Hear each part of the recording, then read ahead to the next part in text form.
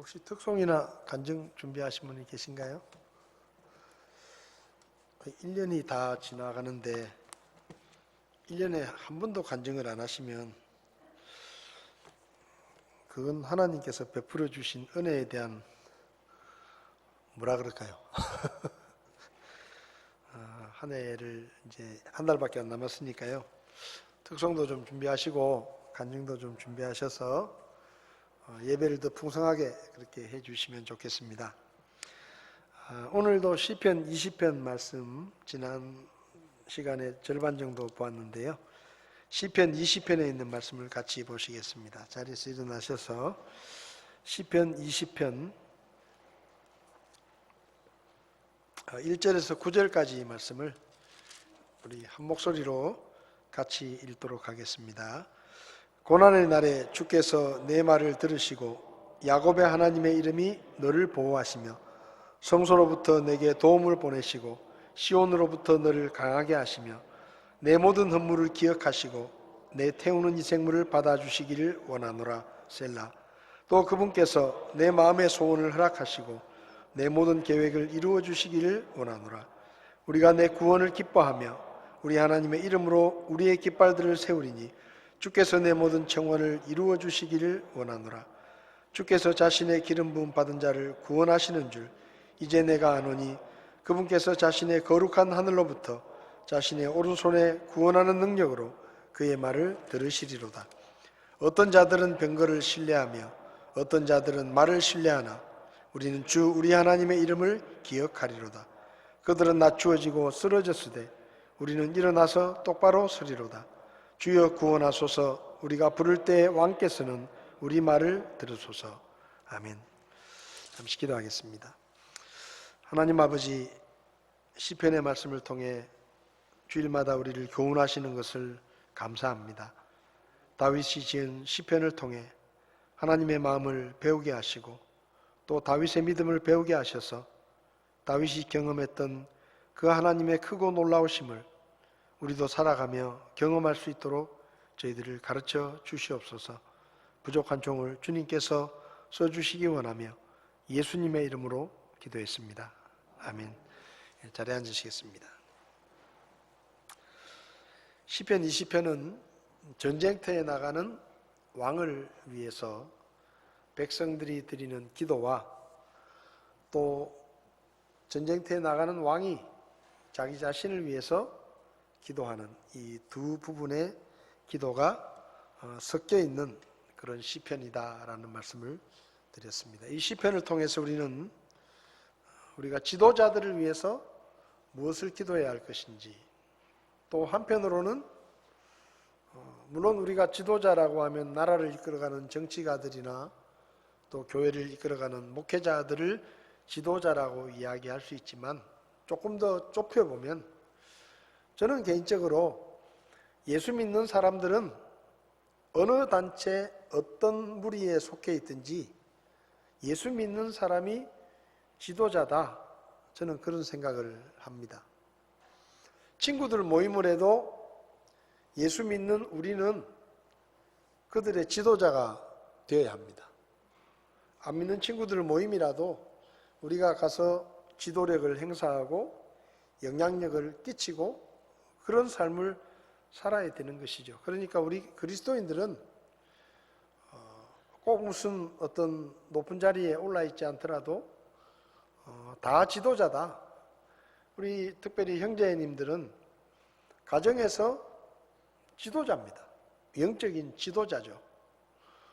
그러니까 우리가 지도자들을 위해서 기도해야 되기도 하지만 또 한편으로는 그 기도가 우리 자신을 위한 기도이기도 합니다. 그래서 백성들이 이제 전쟁이 났을 때 왕이 군사들을 이끌고 전쟁터에 나갈 때 백성들이 그 왕을 위해서 기도한 내용을 지난 시간에 살펴보았는데 하나님께서 우리 왕의 기도를 들어주시고 그리고 하나님이 우리 왕을 지켜주시기를 기도했다라고 말씀드렸습니다.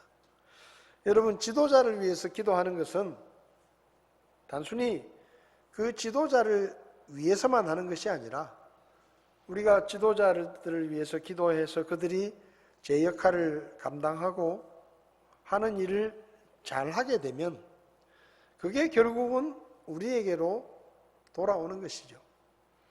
여러분이 대통령이나 정치 지도자들을 위해서 기도를 많이 하면 그들이 정치를 잘하게 될 것이고, 그러면 그 혜택이 우리에게도 돌아오는 것입니다. 우리에게도 보상으로 오는 것이죠. 나라가 편안해야 백성들도 편하죠. 지도자들이 불안하고 지도자들이 백성들의 나라를 제대로 이끌어가지 못하면 늘 백성들은 마음이 불안합니다. 그런데 우리가 기도를 잘해가지고 하나님이 우리 나라를 이끌어가는 지도자들이나 교회 목회자들을 잘 돌봐주시면 그들이 일을 잘할 수 있게 될 것이고, 그러면 결국 나라가 편하면 백성들이 행복하고, 교회에서도 목회자들이 하나님의 뜻을 잘 따르고 주님의 사역을 잘 감당하면 성도들이 별 탈 없이 마음의 평안을 가지고 그렇게 신앙생활을 할 수 있는 것이죠. 성도들이 늘 백성들이 대통령 걱정을 하고 성도들이 늘 목회자를 걱정하고, 우리 목사님이 이번엔 사고를 안 치셔야 될 건데, 우리 목사님 뭔가 불안해, 우리 목사님 혹시 이단에 빠지는 거 아니야? 이런 생각을 하면서 성도들이 늘 불안해하고 목사 걱정을 하고 이러면 그 교회가 편하겠습니까, 여러분? 교회 올 때? 우리 목사님은 참 그래도 믿을만해. 우리 목사님은 이 성경을 정말 성경 그대로 가르치는 분이야. 우리 목사님 설교는 다 그렇게 믿어도 괜찮아. 잘못된 가르침 없어. 이런 신뢰감과 확신이 있을 때 교회 마음이 편한 거죠. 그러니까 지도자들을 위해서 기도하는 것은 결국은 우리의 삶에 밀접하게 관계가 되어 있기 때문에 그 기도가 결국은 나를 위한 기도다. 그래서 백성들이 왕이 전쟁터에 나가서 왕이 어려움을 당할 때 기도하면 하나님이 들어주시고, 또 하나님께서 그 왕을 보호해 주신다는 그런 기도가 응답이 되면 백성들이 편안한 것이죠. 왕이 전쟁터에 나가지고 죽었다고 생각해 보세요. 왕이 전쟁터에 나가지고 적군의 그 화살에 맞아서 죽었다더라, 그런 얘기가 전장에서 들려오면 백성들이 얼마나 불안하겠어요. 그러니까 이렇게 기도하면 하나님께서 들어주신다는 것입니다. 그 다음에 왕이 하나님과 올바른 관계를 맺어서 왕이 하나님의 뜻을 잘 분별하고, 그리고 그분의 마음에 맞는 계획을 세워가지고 그 계획하는 것과 그 뜻하는 것들이 다 이루어지는 그런 우리 왕이 되도록 해주십시오. 그렇게 기도하는 것이죠. 그리고 5절을 보면 우리가 내 구원을 기뻐하며 우리 하나님의 이름으로 우리의 깃발들을 세우리니 주께서 내 모든 청원을 이루어 주시기를 원하노라. 백성들이 지금 기도하는 겁니다. 왕이 승리하는 것을 우리가 같이 기뻐하겠습니다. 왕이 전쟁터에 나가서 승리하는 것을 우리의 기쁨으로 여기고, 우리가 응원하고, 우리가 마음을 함께하고 왕과 함께 나팔을 불며 우리가 정말로 기뻐하겠습니다. 이렇게 기도하는 것이죠. 이 말은 뭔가 하면 왕이 나가서 전쟁을 할 때 백성들이 나를 응원하고 백성들이 우리를 지지하고 우리를 위해 기도해 줄 것이라는 그런 확신 가운데서 백성들의 응원을 힘입어서 왕의 전쟁을 승리할 수 있기를 기원하는 것입니다. 이번에 월드컵 축구를 했습니다. 우리나라 경기가 10시 하다가 밤 12시에 축구를 시작을 했어요. 이번에는 또 선수들이 들어 누워 있거나 부상을 당하거나 그러면 시간이 이제 지체가 되는데 그 지체하는 시간들도 굉장히 많이 주더라고요. 근데 12시에 우리나라 선수들은 카타르에서 나라의 명예를 걸고 열심히 경기를 하는데, 예를 들어서 말이에요, 우리나라에서는 아무도 응원도 안 하고 잘해봐라 그러고 다 잔다면, 만약에 그렇다고 선수들이 생각하면 뭐 힘이 나겠습니까? 그냥 우리는 죽으라고 와가지고 피 터지게 싸우고 전쟁 같은 축구를 하고 있는데, 국민들은 아무 관심도 없고 뭐 가든지 말든지 이기든지 말든지 뭐 네 알아서 해라.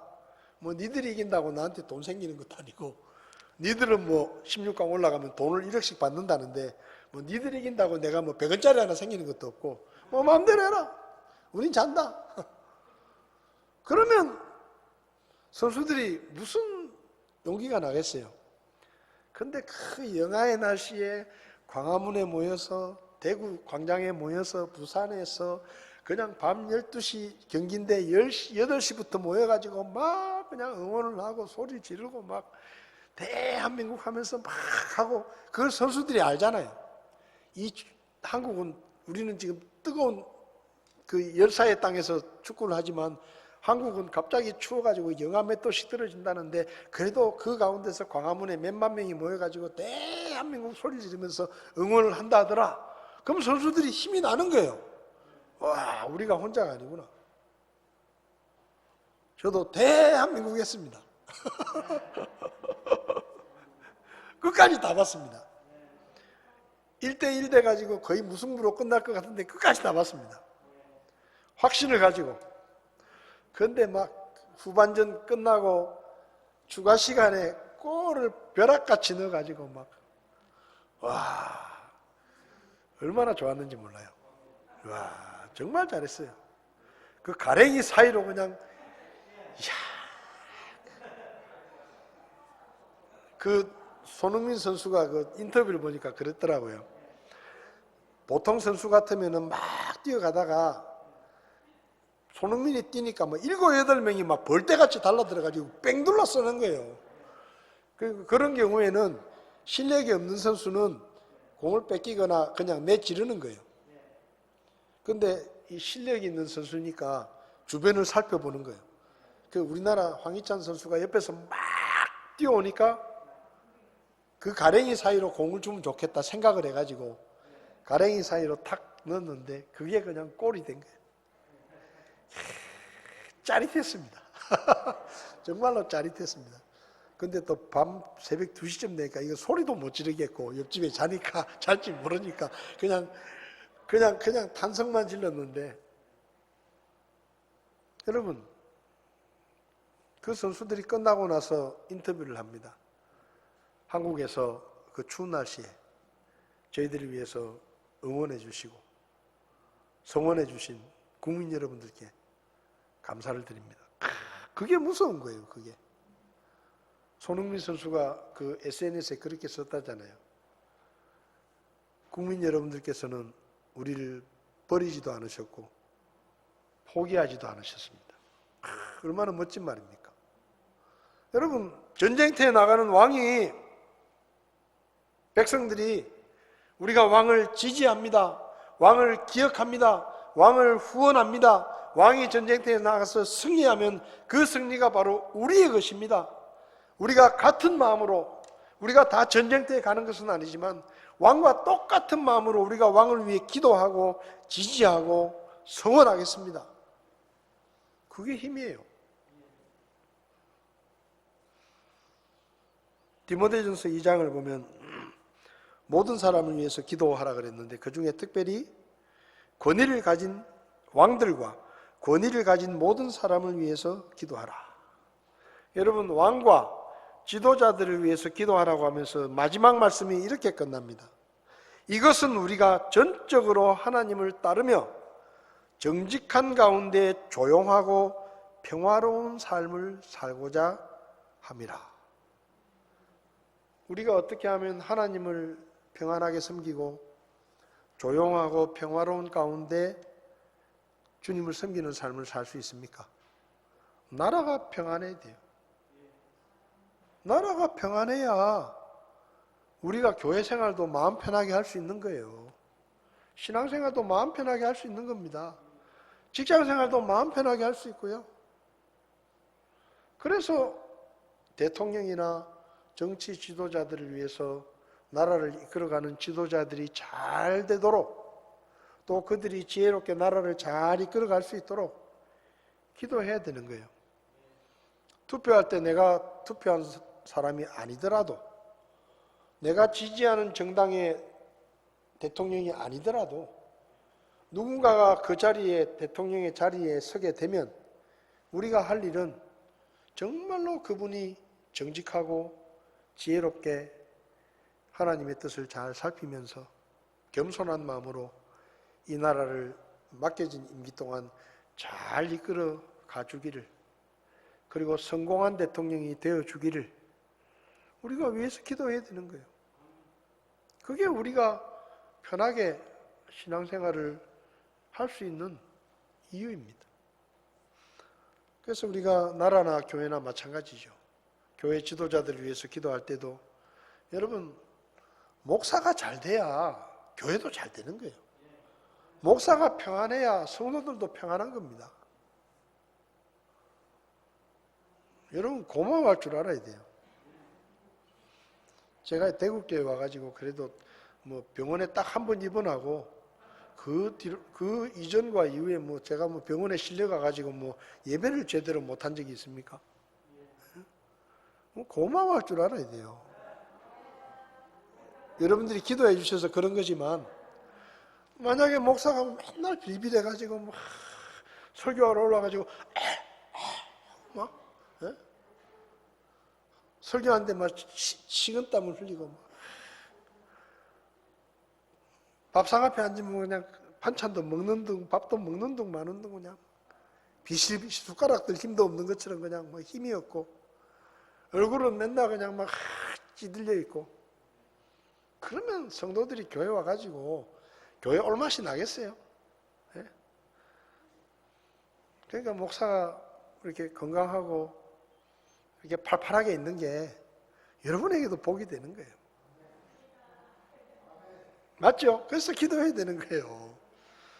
지금까지 목사를 위해서 별로 기도 안 하신 분들은 반성하시고 앞으로 기도를 많이 하시기 바랍니다. 나라를 위해서도 여러분 기도해야 됩니다.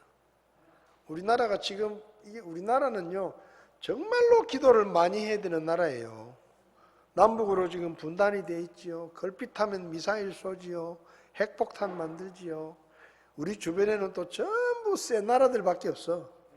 크고 센 나라들이 많으니까 또 그 사이에서 우리가 어쨌든 뭐 미국이나 중국 사이에서 뭐 어느 장단에 춤을 맞출 수도 없고 막 그냥 하여튼 뭘 잘해야 돼. 경제도 그렇고 모든 게 다 그래요. 그런데 국민들이 기도를 안 하면 어떻게 지도자들이 제대로 이끌어 가겠어요? 다른 나라하고 우리나라는 달라요. 우리나라는 정말 위험한 나라입니다.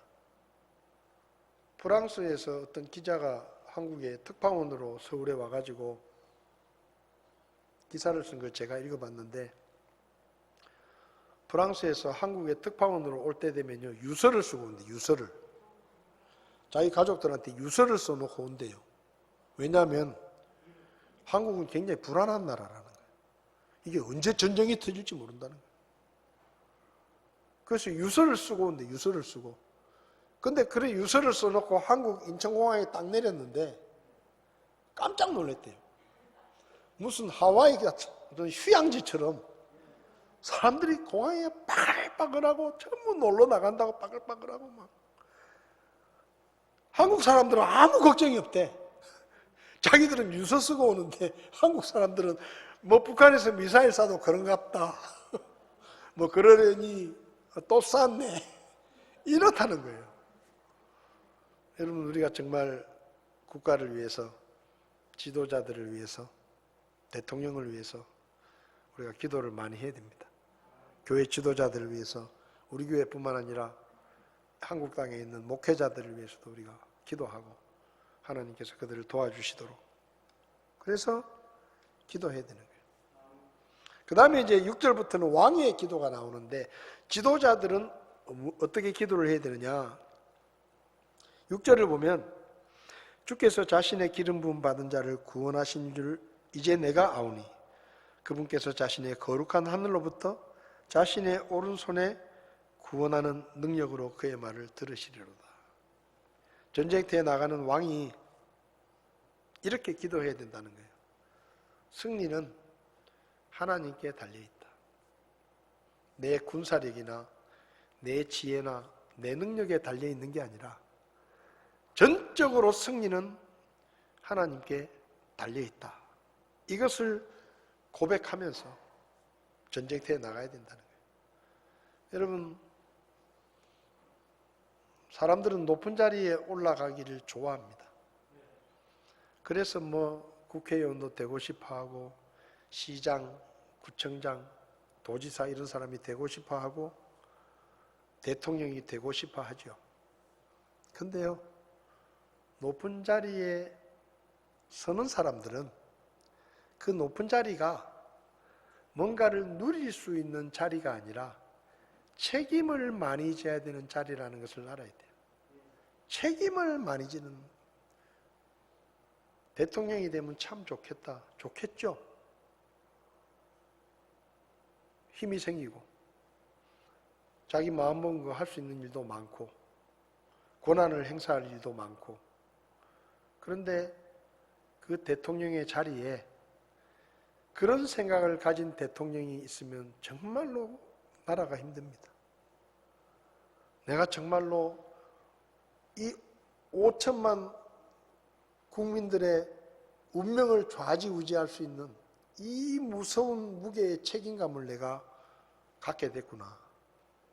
정말로 내가 하는 말 한마디, 행동 하나가 이 나라를 망하게 할 수도 있고 흥하게 할 수도 있고 저 백성들이 춤추게도 만들 수 있고 저 백성들이 눈물 짓게 만들 수도 있고 이런 책임이 나에게 주어져 있구나.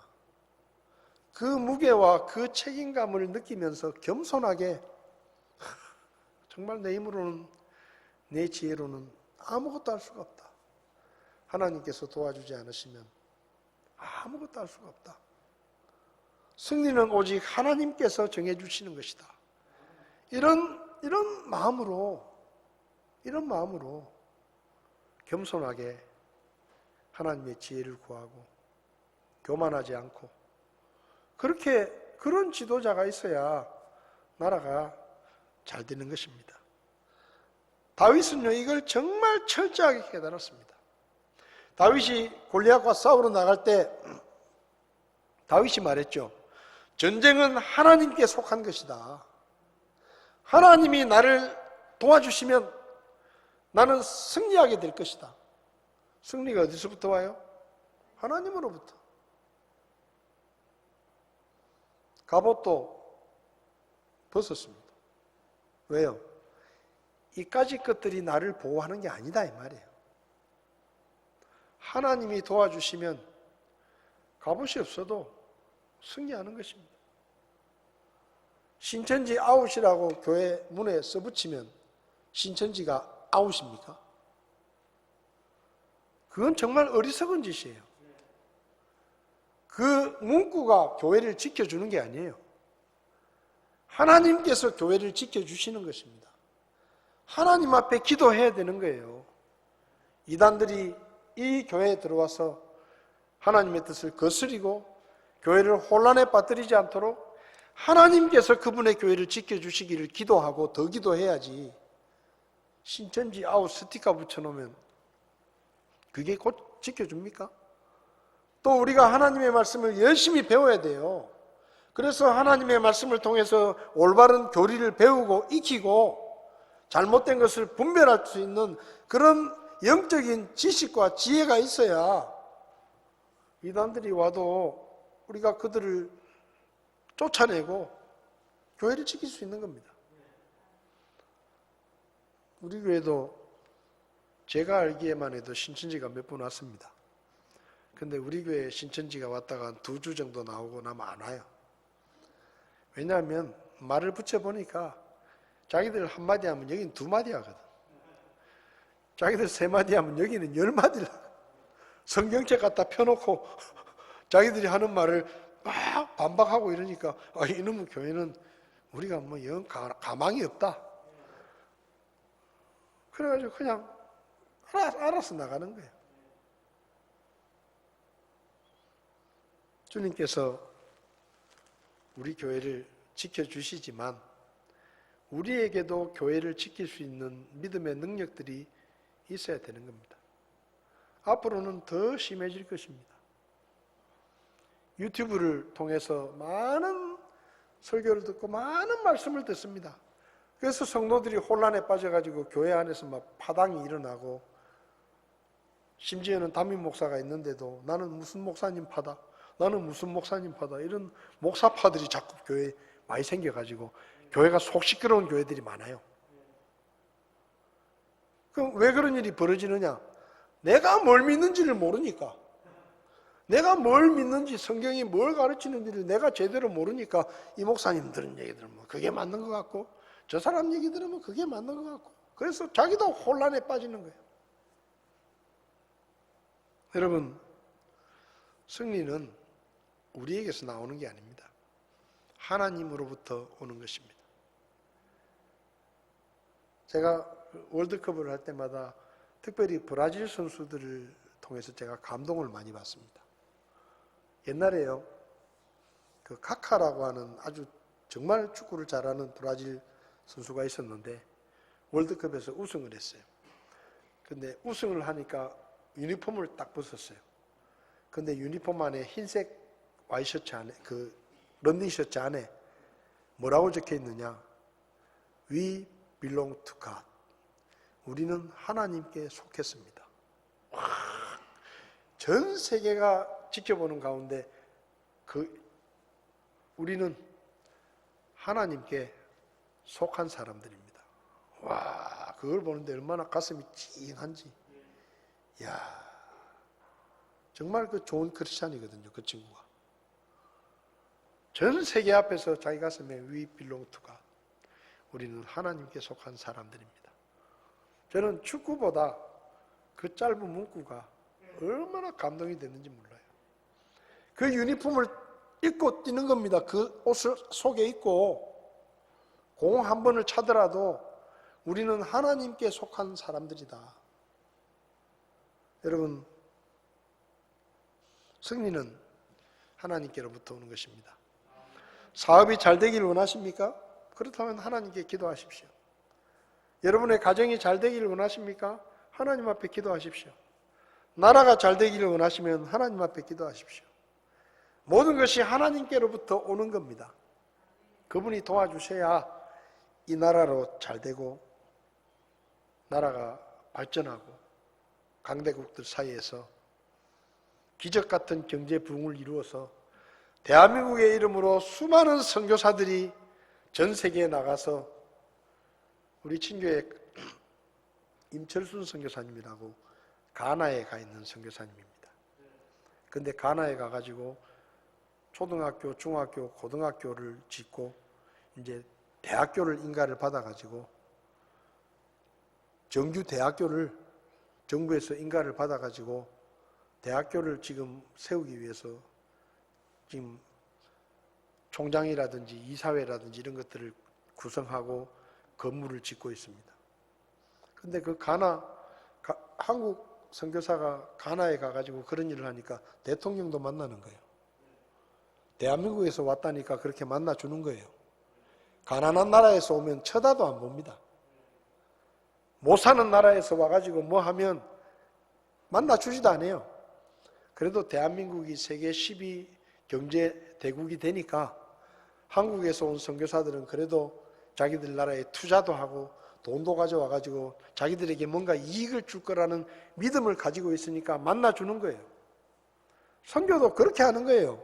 나라가 힘이 없으면 선교도 못해요. 방해해요. 쫓아냅니다. 근데 나라가 힘이 있으면요, 함부로 못해요. 그래서 우리나라가 잘 살아야 되는 거예요. 7절을 보면 어떤 자들은 병거를 신뢰하며 어떤 자들은 말을 신뢰하나 우리는 주 우리 하나님의 이름을 기억하리로다. 여러분, 지도자들이 군사력을 의지하거나 병력을 의지하는 것은 반대로 말하면 하나님을 버리는 것입니다. 다윗이 인구조사를 해가지고 하나님께 심판을 받습니다. 인구조사를 왜 했느냐? 우리나라에 싸울 수 있는 군사의 숫자가 얼마나 되는지 파악을 하는 거예요. 근데 그 파악하는 게 뭐가 잘못이냐? 그 전까지는 하나님을 신뢰하고 하나님을 믿다가 이제는 우리나라에 군사들이 얼마나 있냐 조사를 해가지고 거기 마음을 뺏기는 거예요. 야, 이 정도 군사가 있으니까 우리가 대단한 나라가 됐구나. 이제 우리도 힘을 가졌구나. 그러면서 하나님으로부터 멀어지니까 하나님이 심하게 책망하십니다. 여러분, 그 시대의 왕들은 다 병거나 말을 신뢰했습니다. 그런데 다윗은 말하죠. 왕은 병거나 말을 신뢰하는 게 아니라 하나님을 신뢰해야 된다. 그 다음에 뭐라고 말합니까? 8절을 보면 그들은 낮추어지고 쓰러진다. 병거를 의지하거나 말을 의지하는 왕들은, 나라들은 망하고 그리고 전쟁에서 패배한다. 그렇지만 우리는 일어나서 똑바로 선다. 왜? 하나님이 우리를 도와주시기 때문에. 여러분, 이 세상에 믿을 것은 하나님 한 분밖에 없습니다. 돈도 아니고 사람도 아니고 실력도 아니고 우리가 이 땅에서 정말로 끝까지 믿고 신뢰할 수 있는 흔들리지 않는 믿음의 대상은 하나님 한 분밖에 없습니다. 다윗은 이걸 너무나 잘 알았어요. 그래서 다윗은 양을 칠 때도 맹수들이 왔을 때 절대로 자기의 지혜나 지식으로 싸우는 게 아니라 하나님의 도우심을 기도하고 싸웁니다. 골리앗과 싸우러 나갈 때도 하나님께 기도하고 나갑니다. 전쟁을 할 때마다 하나님, 제가 치러 갈까요 말까요? 제가 쫓아갈까요 말까요? 싸우러 갈까요 가지 말까요? 기도하고 하나님이 가라고 하면 갔습니다. 하나님이 가라, 그들을 내 손에 붙였다. 그러면 갑니다. 왜? 하나님께서 그렇게 하라고 했기 때문에 그분을 신뢰하고 나가는 거예요. 여러분, 돈이나 세상의 힘이나 사람들의 지혜나 숫자는 우리의 신뢰의 대상이 아닙니다. 우리가 바라보고 믿고 따라가야 될 분은 오직 하나님 한 분이십니다. 그분이 우리의 소망이고 그분이 우리의 깃발이고 그분이 우리의 능력입니다. 이것을 우리가 알아야 되는 거예요. 그래서 왕이 그렇게 기도해야 된다라고 다윗은 이야기하는 겁니다. 여러분, 우리의 매일매일은 전쟁입니다. 영적인 싸움입니다. 우리는 날마다 전쟁터로 나갑니다. 어떻게 승리할 수 있느냐? 다윗의 시편을 통해서 정말로 우리가 하나님을 신뢰하고 하나님의 도우심을 구하고 그분의 지혜와 그분의 뜻과 계획들을 살피고 하나님의 뜻에 합당한 삶을 살면 하나님께서 우리에게 승리를 허락해 주실 것입니다.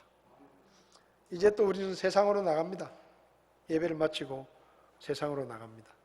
세상에 나가서 주님이 더디 오시면 다음 주일에 우리가 다음 예배 시간에 또 만나게 될 텐데 그동안에 우리가 승리할 것이냐 실패할 것이냐는 우리가 어떻게 하나님 앞에 기도하느냐에 따라 달려 있습니다. 하나님을 신뢰하고 그분의 능력을 힘입어서 멋지게 승리하시고 다음에 우리가 만날 때는 승리의 기쁨과 간증을 가지고 돌아와서 교회 안에서 승리의 간증을 함께 나누는 그런 우리가 될 수 있기를 바랍니다. 기도하시겠습니다. 하나님 아버지, 쓸모없는 죄인들인 저희들을 구원하시고 영광스러운 하나님의 백성으로 하나님의 자녀로 세워주신 것 감사합니다. 하나님 아버지, 우리가 세상에서 나그네와 순례자로 살지만 하나님의 능력을 힘입어서 세상에서 승리자가 되도록 저희를 도와주시옵소서. 우리의 마음이 교만하지 않게 하시고 이 나라와 이 민족을 이끌어가는 지도자들과 교회 지도자들에게 오직 하나님 한 분만을 신뢰하며 그들이 겸손하게 하나님의 뜻을 구할 수 있는 그런 나라와 교회가 되도록 우리가 기도하게 하시고 지도자들을 위해서 기도하며 그들을 응원하며 그들이 승리할 수 있도록 잘할 수 있도록 최선을 다해서 기도하며 성원하며 마음을 함께하는 우리 모두가 되게 도와주시옵소서. 한 주간 동안 성도들이 서로를 위해 기도하게 하시고 서로의 기도 속에서 하나님의 능력을 힘입고 세상에서 마귀와 싸워 승리하고 승리의 찬송을 부르며 우리가 다시 만날 수 있게 저희들을 도와주시옵소서. 예수님의 이름으로 기도했습니다. 아멘. 예배를 마치겠습니다.